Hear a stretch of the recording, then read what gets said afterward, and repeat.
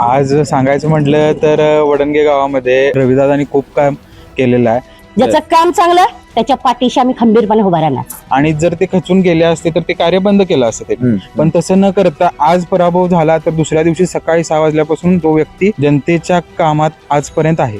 जो माणूस पदावर नसताना एवढी कामं करू शकतोय. आमदार लोकांचे वगैरे असतात मोठे कार्यक्रम, पण एक सामान्य कार्यकर्ता ज्यावेळेस जनतेच्या हितासाठी काहीतरी प्रयत्न करतो तर ते रविदादा हे उत्तम उदाहरण आहे. तर पदावर आल्यानंतर काय करू शकणार नाही. कोणतंही कार्य असू दे त्याबद्दल सांगायचं म्हटलं तर त्यांचं पहिलं मतलब कामाशी मतलब आहे. रवी पाटलांनी जर असं करायचं ठरवलंच असतं तर मग ह्याच्या आधी पंचायत समितीला त्यांचा पराभव झाला, ग्रामपंचायतला मिसेसचाही पराभव झाला म्हणजे वृषाली वहिनींचा.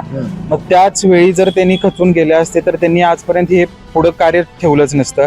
म्हणूनच आम्ही त्यांना ही उमेदवारी दिली. म्हणजे जसं पीएन साहेब काम करायचे त्यांच्या तत्वानेच रविदादा काम करतात आणि आम्ही सगळ्यांनी मिळून त्यांना उभा केलं. या मतदारसंघामध्ये मतदारांनीच ही निवडणूक आता हातात घेतलेली आहे. पीएन साहेब जसे एकनिष्ठ काँग्रेस पक्षाशी होते तसे कार्यकर्ते त्यांच्यासोबत एकनिष्ठ होते. गावासाठी अँब्युलन्सची सोय रवी पाटलांनी केल्या. रेस्क्यू बोट असेल, पुराच्या वेळी तर त्यांनी इतकं छान काम केलंय. कोविड सेंटर मधील काम असेल, त्यावेळी 2019 आणि 21 जो महापूर आला म्हणजे रेस्क्यू बोट घेणे एवढं म्हणजे सोपे नाही, कारण 25-30 लाखाची 35 लाखाची अत्याधुनिक आहे. किंवा शासनाच्या योजनांबद्दलचे कॅम्पेन असतील, रक्तदान शिबिर असेल, विविध स्पर्धा असतील, ती रेस्क्यू बोट घेतल्यामुळे एक पर्यटकांना एक आधार झाला. त्यांचा खाद्य महोत्सव असतो, त्या खाद्य महोत्सवामुळे त्यांना महिलांना व्यासपीठ हक्काचं मिळालं. कोणते म्हणजे अन्य प्रकारची त्यांनी कामं केलेली आहेत. नाद खोळा रवी पाटलांनी काम केलंय आणि तेच काम त्यांचं आता सध्या वडणगे आणि वडणग्यातील पंचक्रोशीमध्ये त्यांचं नाव गाजते. समाजकारणाचा जो वसा घेतोय काय तो पैशाचं राजकारण करू शकत नाही, कारण समाजातील माणसांच्या वर जे सामाजिक काम करूनच आपल्याला मत आपण मिळवू शकतोय. जर पदाचा स्वार्थ असता तर ह्याच्या पाठीमागे जर इलेक्शन मध्ये पराभव झाला त्याच वेळी हे सगळे कामं त्यांनी बंद केले असते. तसं काही नाही, आमचे रवी पटेल असं कधीच करणार नाहीत याची आम्हाला गॅरंटी आहे. म्हणजे एवढं मोठं काम करणं आणि केलेलं आजपर्यंत तरी मी कुठं बघितलेलं नाही. ज्या माणसाचं कार्य इतकं चांगलं आहे त्याच्या पाठीशी लोक राहणार, गॅरंटी आहे आम्हाला राहणार.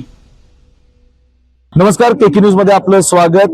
जिल्हा परिषद आणि पंचायत समिती निवडणुकीची रणधुमाळीने आता चांगलाच वेग घेतलेला आहे. प्रचाराने त्याबरोबर वेग घेतलेला आहे आणि याच पार्श्वभूमीवर मी पोहोचलोय वडणगे जिल्हा परिषद मतदारसंघामध्ये. करवीर तालुक्यातील एक महत्वाचा जिल्हा परिषद मतदारसंघ म्हणून या वडणगेकडे पाहिलं जातं आणि या वडणगे गावातील मी काही नागरिकांशी संवाद साधणार आहे. त्यांच्या मनात नेमकं काय सुरू आहे, मनातला जिल्हा परिषद सदस्य कसा असावा, त्यांच्या गावाचा, त्यांच्या परिसराचा आणि मतदारसंघाचा किती विकास झालाय आणि काय अपेक्षा सध्या त्यांच्याकडून आहेत, हेच जाणण्यासाठी मी आज पोहोचलोय वडणगेमध्ये. माझ्यासोबत मी काही नागरिकांशी या ठिकाणी संवाद साधणार आहे आणि त्यांच्या प्रतिक्रिया जाणून घेणार आहे. दादा नमस्कार. नमस्कार. जिल्हा परिषद निवडणुका लागलेल्या आहेत, एक नागरिक, एक मतदार म्हणून तुम्ही या निवडणुकांकडे कसं बघताय? ही निवडणूक म्हणजे पहिल्यासारखी नाही. आताची जी निवडणूक चालू आहे ही निवडणूक मतदारांनीच हातात घेतली निवडणूक आहे. त्यामुळे ह्या निवडणुकीकडे सर्व मतदारांचं आज चांगल्या बारकाईने लक्ष आहे की भविष्यात आपल्याला जे उमेदवार आता जे उभा आहेत त्या उमेदवारांनी आपल्या या मतदारसंघामध्ये कोणतं व्हिजन ठेवलंय आणि त्या व्हिजनच्या आधारे कोणाला मतदान करायचं हे नागरिकांच्या मनामध्ये, मतदारांच्या मनामध्ये आता 100% बरोबर. गावाचा तुमच्या कितपत विकास झालाय असं वाटतंय तुम्हाला? जसं राजकारणात बदल होतात, वरच्या राजकारणामध्ये बदल होतात किंवा खालच्या राजकारणामध्ये बदल होत जातात, तसा विकास हा हळूहळू होत जातो. त्याच्यामुळे काही दुमत कोणाचं नाही. खरं पाहिजे त्या टप्प्यामध्ये जसा विकास व्हायला पाहिजे तसा विकास अजून फारसा मला काही दिसत नाही. ह्याला कारण काय, रस्ते, पाणी, वीज, लाईट हे कॉमन मध्ये असतं, हे तर काही होतच राहते. बरोबर. जसं आपल्या गावामध्ये किंवा मतदारसंघामध्ये एखादा प्रोजेक्ट किंवा तरुणाईसाठी जे काय लागणारे काही विजन आहे किंवा त्यांच्या भविष्यासाठी लागणारं जे काही एखादा प्रोजेक्ट आहे, म्हणजे एखादा छोटे प्रोजेक्ट उभा करून त्यांना रोजगार देण्याची संधी ही एका मतदारसंघामध्ये अजूनपर्यंत काय झालेली मला दिसत नाही. तर ती व्हावी ही एक माझी आता सध्याची अपेक्षा आहे. तसं विजन या जिल्हा परिषद मतदारसंघामध्ये कॉमन मध्ये सर्व लोकांनी किंवा उमेदवारांनी ते ठेवायला पाहिजे आणि ते 100% द्यायलाच पाहिजे, तर त्या मतदार त्यांना सामोरे जातील. जिल्हा परिषद सदस्य जो असतो, आपण जो निवडून देणार आहे, तो जिल्हा परिषद सदस्य कसा असावा असं तुम्हाला वाटतंय? जिल्हा परिषद सदस्य हा निवडणूक झाल्यानंतर हा सर्व पक्षीय असावा, जेणेकरून तो माझ्या पक्षाचा, तो माझ्या गटाचा, किंवा हा माझ्या गावचा, तो माझ्या गावचा, असं या त्या जिल्हा परिषद सदस्यानं माणूस नाही, हा असा एक कॉमन सदस्य असावा, जेणेकरून त्याने त्या मतदारसंघामध्ये किंवा जिल्हा परिषद त्या मतदारसंघामध्ये चांगल्या पद्धतीनं काम करावं, की एखाद्या शेवटच्या घटकापर्यंत तो माझाच समजून त्यानं काम करावं असा सदस्य असावा. या मतदारसंघामध्ये मतदारांनीच ही निवडणूक आता हातात घेतलेली आहे.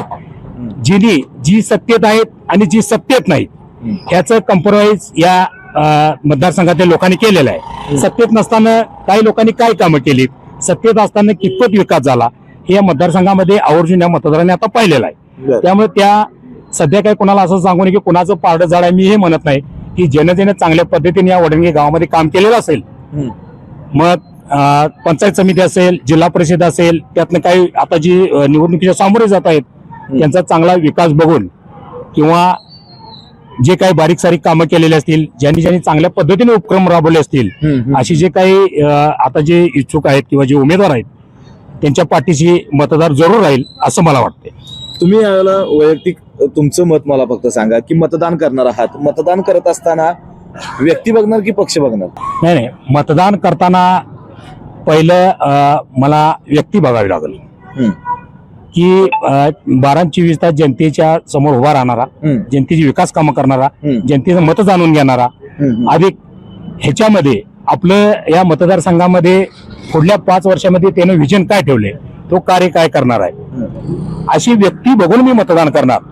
आणि माझ्या समोर नक्कीच आले तर ते मी आज तुम्हाला केके न्यूजच्या माध्यमातून मी तुम्हाला हेच सांगतो की प्रत्येक उमेदवारानं आपले एक छापील अजेंडा या मतदारांच्या समोर या जिल्हा परिषद मतदारसंघामध्ये सादर करावा, ही निवडी जरूर मी त्यांच्याकडे अपेक्षा करतो आणि त्यांनी निश्चित करावा. काकू नमस्कार. नमस्कार. काय गडबडीत आहे काय? गडबडीत म्हणजे कशी रानातली कामं आता चालू आहे, त्यामुळे गडबड असणार साहजिक. 1-2 मिनिटं वेळ घेतो. हा चालेल. काय सांगाल, आता जिल्हा परिषद निवडणूक आहेत, आपल्या दारात प्रचार आणि उमेदवार आता यायला लागल्यात का नाहीत? अहो येणारच की, निवडणूक आहे म्हणजे उमेदवार सहज येणार. बर, काय वाटते मग आता एवढे आपण उमेदवार बघतोय, गावातली कामाचा विचार केला तर कुणाचं वारं वाढते हो?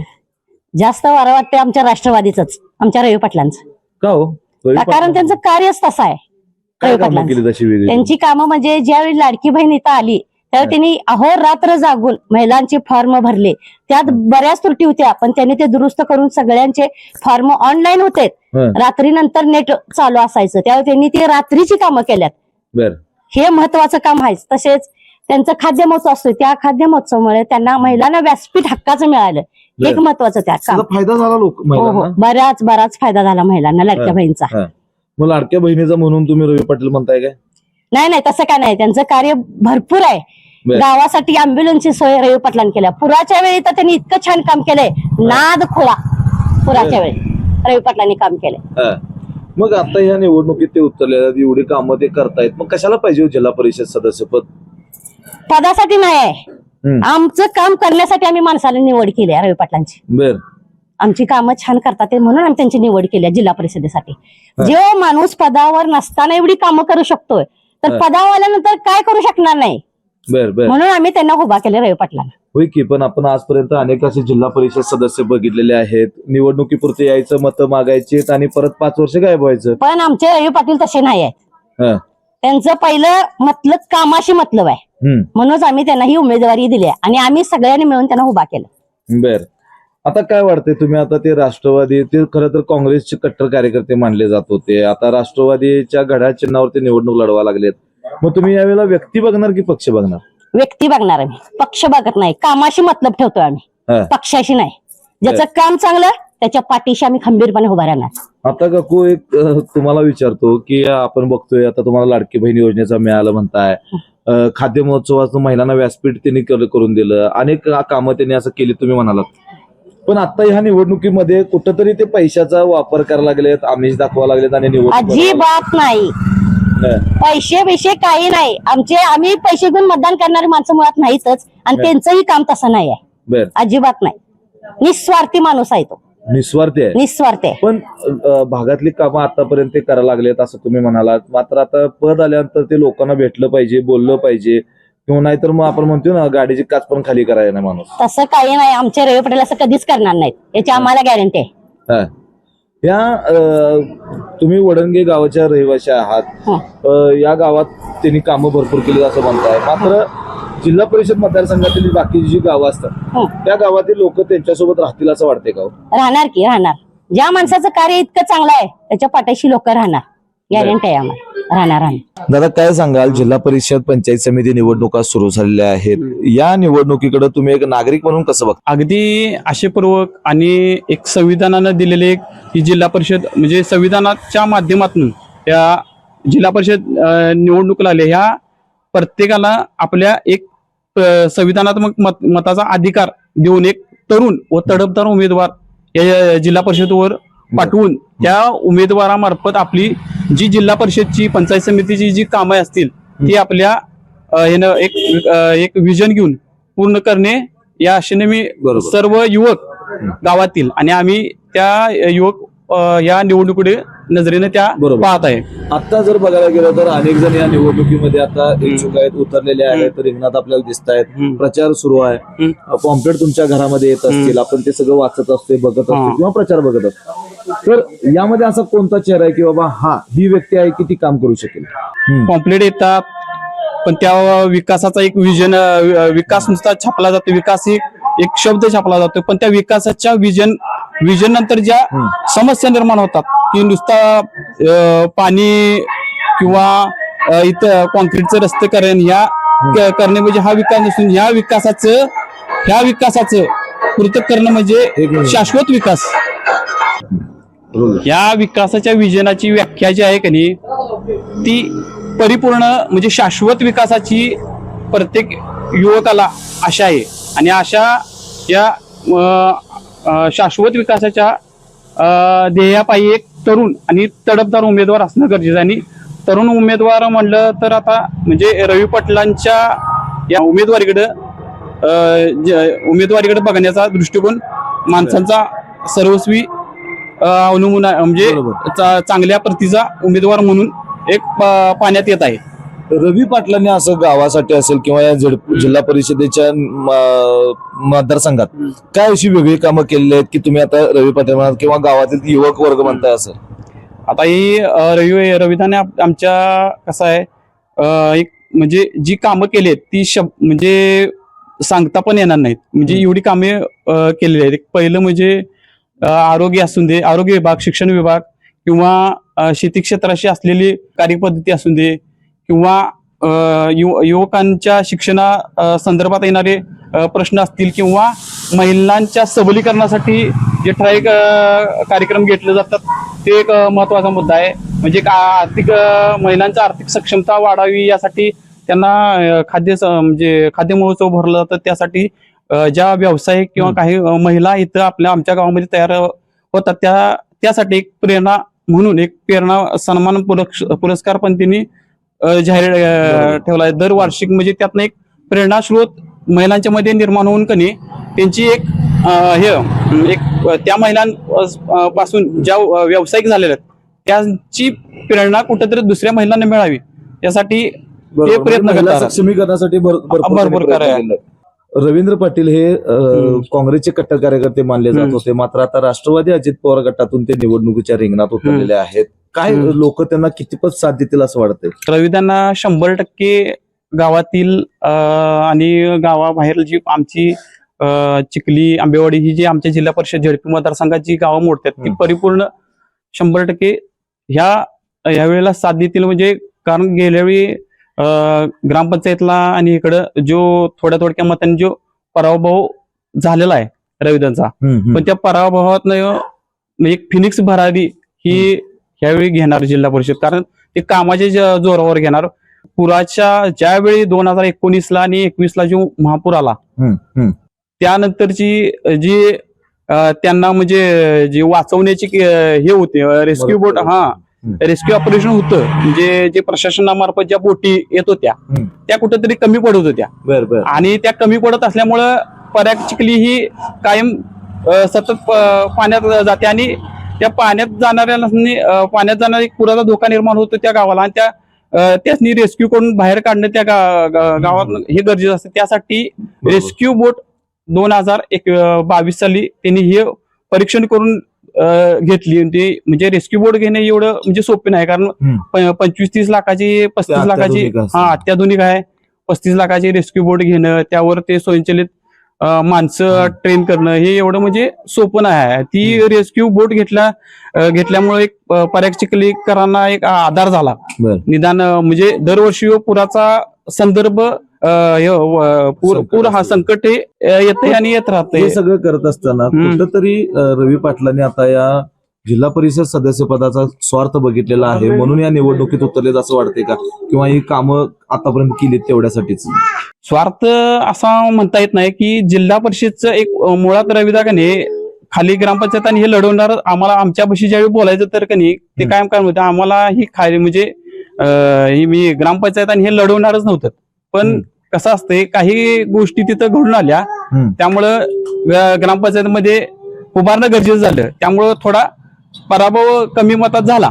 पण तिने जे विकासाचं विजन म्हणजे विकासाचे सामाजिक काम, विकास म्हणण्यापेक्षा त्यांचं सामाजिक काम जे गावातलं आहे ते मात्र एक मोठं आहे, भरीव योगदान आहे. त्यासाठी सामाजिक काम जेवढी कामं सांगतील तेवढी कमी आहेत. म्हणजे ते मला इथं म्हणजे आता जर बघायला गेलं तर रवींद्र पाटील यांनी आता निवडणूक लढवत असताना कुठंतरी पैशाचा वापर करत आहेत, दबाव तंत्र लोकांवर वापरत आहेत, असं कुठं चित्र दिसतंय का? मुळात कसं आहे, समाजात राहणारा माणूस समाजकारणाचा जो वसा घेतोय काय तो पैशाचं राजकारण करू शकत नाही, कारण त्याचाच विश्वास असतोय समाजातील माणसांच्यावर जे सामाजिक काम करूनच पैसे म्हणजे याच्यावरच आपल्याला मत आपण मिळवू शकतोय.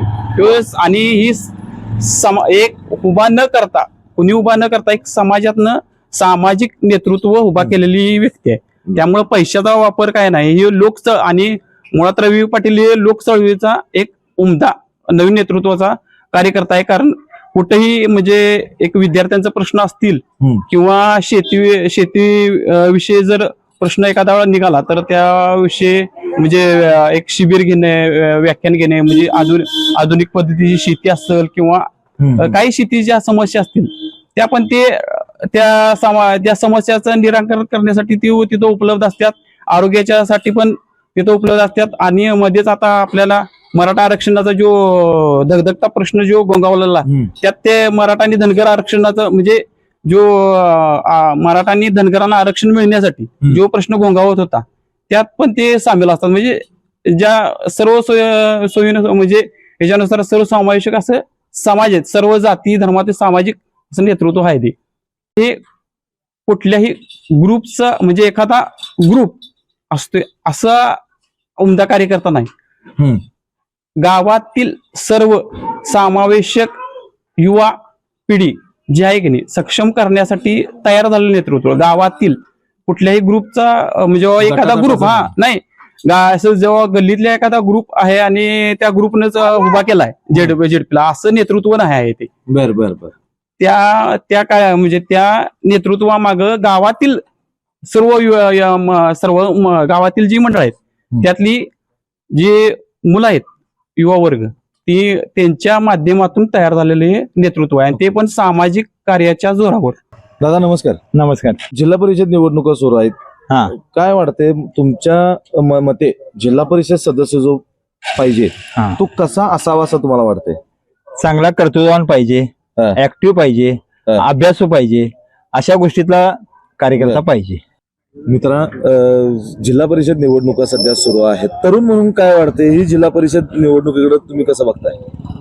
आज सांगायचं म्हटलं तर वडणगे गावामध्ये म्हणजे कोणतंही कार्य असू दे त्याबद्दल सांगायचं म्हटलं तर रविदादांनी खूप काम केलेलं आहे. मग ते युवकांसाठी असू दे, महिलांसाठी असू दे, ज्येष्ठांसाठी असू दे, ते कोणत्याही संकटाच्या काळी कायम नेहमी अग्रस्थानी असतात. प्रत्येक म्हणजे गव्हर्नमेंटच्या कोणत्याही योजना येऊ द्यात त्याचा नागरिकांना कोणत्या प्रकारे लाभ होईल यासाठी अगदी सोप्या पद्धतीने म्हणजे नियोजनबद्ध काम केलं जातं त्यांच्याकडून.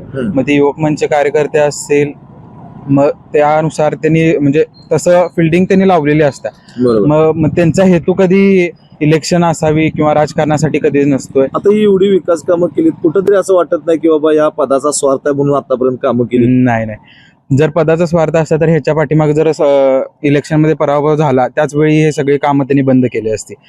तसं त्या गोष्टीच्या वरती विश्वास ठेवण्यात पण अर्थ नाही. आणि जर तशा काही अफवा उठत असेल तर जनतेने त्याला बळी न पडता रविदादांनाच प्रचंड मताने विजयी करावा अशी आमची इच्छा. काय वेगळं असं व्यक्तिमत्व आहे की रविदादांना लोक मतदान करतील? त्यांचं काम नेहमीच बोलतंय, म्हणजे खोटी आश्वासनं कधीच देत नाहीत रविदादा. म्हणजे जसं पीएन साहेब काम करायचे त्यांच्या तत्वानेच रविदादा काम करतात. आणि तेच काम त्यांचं आता सध्या वडणगे आणि वडणग्यातील पंचक्रोशीमध्ये त्यांचं नाव गाजते. बरोबर.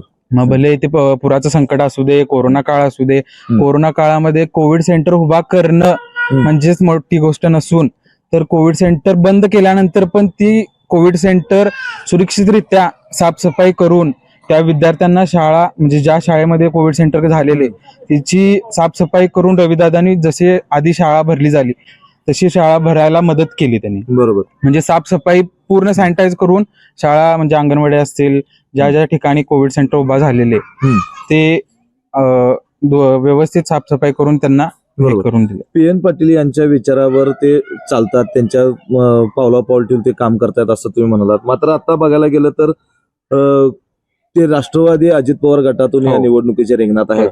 खरं तर काँग्रेसचे कट्टर कार्यकर्ते म्हणून रवींद्र पाटील यांच्याकडे बघितलं जात होतं. हो अगदी बरोबर. जसं पीएन साहेबांचं काँग्रेसवरती प्रेम होतं तसं कार्यकर्त्यांचं पीएन साहेबांवरती प्रेम होतं.